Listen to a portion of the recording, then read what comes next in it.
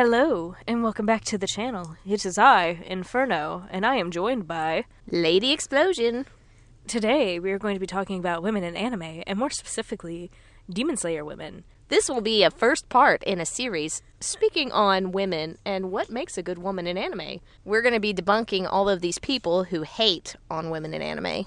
Because of a TikTok, so we're going to talk about what the women are actually like versus what this bitch said. No mercy, huh? I have no mercy in my soul. Alright, let's get to watching this video. Give me the video. You do have to put a little hand strength behind it to hold it. I know, it's kind of scary. It's a phone, it's scary. I'm just holding thousands of dollars in my hand. Don't say it like that. You know how many times I've dropped this thing? She decided to make a video talking about the Demon Slayer characters, specifically the female rep in Demon Slayer. And she has disclaimers that say, I love all these characters. My problem with it isn't their individual characters, but rather the fact that they fall into one or more harmful stereotype. And there's no female character in this franchise who does not. I am not trying to cancel shit. Keep your pants on if you're gonna hate me in the comments, or go, actually, I don't care, we'll delete. First of all, if you're gonna put your opinion out there, why are you scared of getting comments that disagree with you? I would have to agree with you. It's pretty presumptuous of you to go out there and say, this is what it is. It's not even really an opinion. She is stating it like these are facts. These are harmful stereotypes of women. And also, since it is your opinion, wouldn't you want comments so you have something outside of your echo chamber to bounce off of? I mean, here's the thing. There's a lot of things in not only Demon Slayer, but in all kinds of anime, where people might see things in anime that we might not. Just like she has her opinions and views on these characters that we might not have seen, people have different ways they view these characters. And it's very presumptuous and very stick-up-your-butt-ish for you to just state these things as facts, especially on a public platform. Like, are you serious? Now, disclaimer, do not go and send this woman hate. We are just stating our opinions. Please, we can be mad at her without destroying her life, okay? So, first off, she, tears into Tamayo for no reason whatsoever, just saying that her scent or aroma used to control enemies. Not animes, enemies. Enemies is apparently sexist or whatever. I don't know. I'm confused on that one, honestly. Yeah, I don't really get that. I mean, I guess it has something to do with... I don't know. It's very, an odd thing to point out with her. I mean, are you saying that it's not good for... And, I could be totally out there with this whole assumption. And you guys comment below what you think probably she means, but don't women like to smell good? I mean, I think that's a big... perfume is very... is a very large market in the female customers. I mean... In the female customers. Oh my gosh. You know what I'm saying. In the female world, I mean, women like to smell good. Bath and Body Works is a thing. I mean, men like to smell good too. I gotta say, I smell a lot more men than I do women. Okay. I'm a little worried now. No, I mean, hey, listen, I work in customer service. Men smell more strongly than women do because they feel the need to use an entire bottle of cologne anytime they go anywhere. So maybe it's the men that are trying to attract you with scent. She's a very wise and skilled doctor. She's incredibly strong in her resolve not to kill people in order to survive. Also, technically, it's not a scent or aroma like you think it is. It's her blood that she uses to control people. Tamayo became a demon, and she denied her natural instincts to be a scientist and a doctor to help people. You'll see a lot of women in Demon Slayer are into science compared to every other anime. Which is interesting considering the times as well. The further you go back in time, the less women were allowed in things like studying and science. I mean, I don't get how she has all of this background being this leader in becoming a reformed demon, basically, and trying to find this cure, and being the only person who knows the cure, okay? She's the one who came up with it, okay? Not a man, okay? The men Muzan was destroying all these lives, okay? And she's the one who came up with the solution. So we're just going to sweep all that under the rug just because a role mind sent to control people. So for Aoi, it says too scared to Not made. Too scared to fight. too scared to mate. Fight instead. That sounds more like Inosuke. It really is Inosuke. Too scared to fight, mate instead. So Aoi, yeah, she was scared to fight. So is Zenitsu, but we're gonna ignore that. Okay. But she found other ways to help nurture, support, and train other fighters to become even stronger than before. Physically going into battle isn't something for everyone, or even most people can do. I mean, how many of you feel like you could just straight up fight a demon with your bare hands? Also, here's the thing. Especially when you talk about going into battle with anything, whether that be demons or people, I don't want to have to worry about protecting my own soldiers. If they know that they are not going to be able to fight with me, I would much rather them be working in the camps, helping people and taking care of them. War is not simply made up of soldiers. There's a lot more that goes into it. Like, we need other people out there, too, doing other things, like medical aid. She can also be very relatable, considering there are plenty of people out there who deal with the exact same things that she's dealing with, and understanding that sometimes just because you can't do something doesn't mean you are useless. That's one of the things I like about Aoi. I thought it was really refreshing to see that. And some people find that encouraging. So for Kane... Is it Kane? Kane? I don't know. I think it's Kane. I always get, like, her name and Kano's like, confused. At least we're not saying Naruto. I know. What also really throws me off is the fact that I've read these names more than I've heard them spoken. Kane was kind and soft-spoken, which isn't a bad thing. It was a good contrast with her sister, Shinobu. They balanced each other out. She was also so compassionate and inspired Shinobu to try harder to be better, and her kindness touched others around her, similar to Tanjiro's kindness. So the one thing I have to say is there are plenty of women who are strong and soft-spoken naturally, or that always smile. The thing that I continue to see is you are now putting down... You are now down the river. We put you to death. You are putting down traits in women that are real, that a lot of them, it's just their personality. It's just their character and how they are. I mean, can you imagine you sit there and you go, wow, this character is so relatable. She's so strong, even though she's quiet, but she's super strong and admired. Like, that's awesome. And then some comes in and says that she's some dangerous stereotype for smiling and being soft-spoken. I'm just trying to understand where that's dangerous. You know, there's nothing worse than being sick and having some loud, angry person yell at you. That kindness has a bigger impact on you than, you know, like some strong woman who's just yelling at you and threatening to beat you up for feeling bad. Yeah, that would be my personality. Anyway, but... You know, like you said, Tanjiro has the same kind of personality. And yet, because he's a man, he can have that personality? Yeah, literally, her and Tanjiro are so similar in so many ways. Like, so I don't understand why it's a problem when she's this way, but Tanjiro's that way, and everyone, you know, loves him for it, which they should. Tanjiro is best boy. Tanjiro is best boy. But that's the thing, is like, and just like Tanjiro, who's a strong, capable fighter, she's also strong, capable fighter. Mm-hmm. Exactly. Also, it's really bad to say that, like, all of these stereotypes are dangerous and these women are dangerous. They're not dangerous. I got distracted. Sorry. Also, it's really rude to say that these are, like, really bad stereotypes for women when there are a lot of actual real-life, everyday women that fit into these stereotypes. Like, why aren't we praising them? Why is it automatically a bad thing? I mean, you are not just attacking characters written in a book. You're attacking people who relate to these characters. And that's the thing with all female characters in anime that we really need to be more careful of, is putting down women who are different than what our, quote, ideal, strong, good female representation is.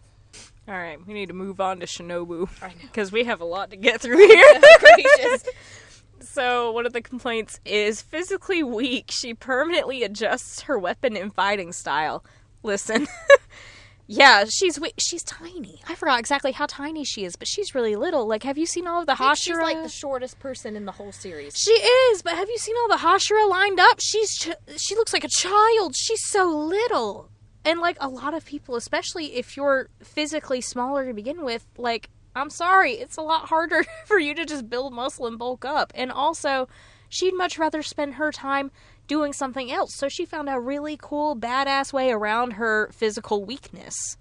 Yeah, I think that's more talking about her wittiness and her ability to strategize and think through things to gain the same results as anybody else who is fighting with sheer strength. I mean, come on, guys. Like, she's getting the job done, and she's a freaking Hashira, and she's doing that as a Hashira. She is poisoning demons? Like, what the heck? She didn't have to cut their heads off. Like, that's pretty freaking impressive. Also, are we going to talk about the fact that literally everyone else who's ever tried to poison demons, it didn't work until she did it? Like, she did it first, and she was the only one that figured out how to do it. Yeah, not a man, a woman. It goes back to this whole thing of, like, the women are doing things that are incredible just like the men are in this series. Like, I just don't understand where this whole physically weak, permanently adjust her fighting style, that makes her different than everybody else. What, you're just going to make every single female strong and able to cut everybody's head off and doesn't give them any individuality? And that's not a harmful stereotype. What do you think those people feel like when you're saying, oh, this is a harmful stereotype, when they literally can't help it? I mean, think of all of the people that you've ever heard of who are super thin and they have a really hard time trying to put on weight. They have a hard time trying to build muscle because of the way that their body metabolizes food, and there's literally nothing they can do. Like, there are some people that are like that. It makes them feel good to see a character like Shinobu who's able to take care of and kill all these demons because, like, oh yeah, she figured out how to poison them. She's literally, like, the perfect example of work smarter, not harder. I personally think it makes her even cooler. I absolutely love Shinobu. Kanoa. Kanoa? Kanoa. Kanoa. I don't know. Hardly Just kill me already. I know. Go ahead. All right. So it says that she's literally incapable of making decisions. Kanoa was traumatized. Did we not watch the same show or read the same manga? She had a horrible childhood, like in nightmarish conditions. She was never given the option to make any decisions for herself. And when that type of situation happens early in childhood like that, it makes it harder as an adult to get away from that sense of resignation in your life. She never got to develop that growing up as a child because she wasn't nurtured until she was older. She wasn't treated as a person. Of course, it's going to impact her life later, but we do see her grow and learn to overcome it. And see, that's the whole thing. It's called character development. I know all you people just want the woman to be strong right off the bat, have no issues, and just immediately perfect. But that does not make a good character. Not just female. That doesn't make a good character in general. That's the stupidest thing I've ever heard. Like, come on. The thing is, and the reason that we see it so strongly in the first season of how crazy it is that she can't even make her own decisions without flipping a coin, and how she starts to develop to be able to make her own decisions is just more impactful because of that. Exactly. And also, you want all of these characters to have PTSD, but then when you finally have a character that has PTSD and is clearly still showing symptoms of that PTSD affecting her life, you have a problem with it, and apparently that makes her a harmful stereotype. And once again, I'm going to say it. There are plenty of people who are going to watch this that are going to see her and go, wow, that's so relatable, because I had trauma when I was a child in the similar way, and I have a hard time making decisions as well. We need relatable characters for everyone, not just these strong, badass women that we want to see. We also need to remember all of these women that have been hurt in their lives, and it drastically changed their lives, and so they're still learning to live with it and grow from it. I mean, that's part of the character development. Not only are they showing people who are relatable for people who have gone through these similar things, and seeing that there are other people written with those weaknesses, but when they stay with those characters and watch those characters overcome those weaknesses, they are excited because they feel a sense of hope that they too can overcome their own weaknesses. Thank you. Next we have the child maids, which apparently is a problem, even though they're just maids. They're maids and they're children. I don't understand. They're triplets. I mean, this is such a stereotypical thing, whether it's boys, girls, whatever, when they have these triplets and they all do stuff together and they all do the same thing. I mean, we're going to talk about Brave and her three brothers. They all had one personality between them and you couldn't tell which one was which. My girl! Gracious.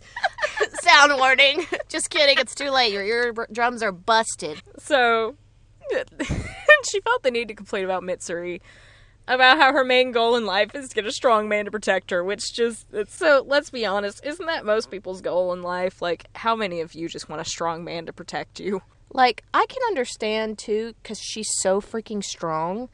Like, I'm sure it's much harder for her to find someone like that. It mentions that in the manga about how she had such a hard time trying to find a man that was stronger than her. Like, that was her thing. Because she kept having the ability to beat everyone up with her pinky finger, basically. Literally almost everyone wants a romantic relationship, to feel loved and protected, so you really can't diss her on this. There's a lot more to her, though. She has the appetite of a sumo wrestler, and is stronger than almost everyone she comes across. She's also one of the most talented swordsmen, too. She's a crazy skilled fighter and a powerful fighter. I said fighter twice. She's a crazy skilled and powerful fighter. She didn't even end up with a strong man. She ended up falling in love with Obanai, who's fairly tiny and even shorter than Muchiro. She's not shallow or vain either, just incredibly sweet, caring, and badass. I will personally defend Mitsuri until the day I die. Well, I can personally relate a little bit.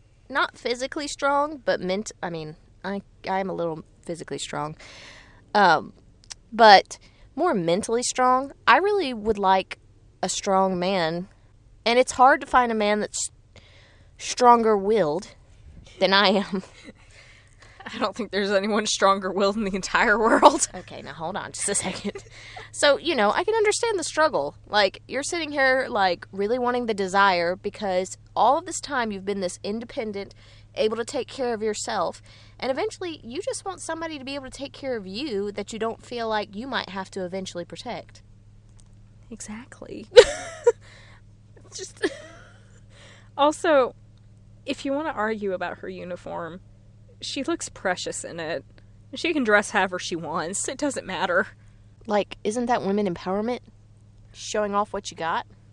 Also, I just remembered what I told you recently when I got that figure of Sanemi in the mail, which is that him and Mitsuri basically have the exact same uniform. Yeah, but who cares? He's a guy.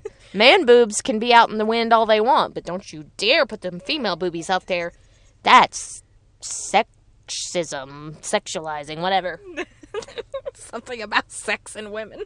Finally, we have Nezuko, which the complaint is a literal pet. She was turned into a demon. That's the main plot of the show. That's why we are where we are. She's a demon. She's not human.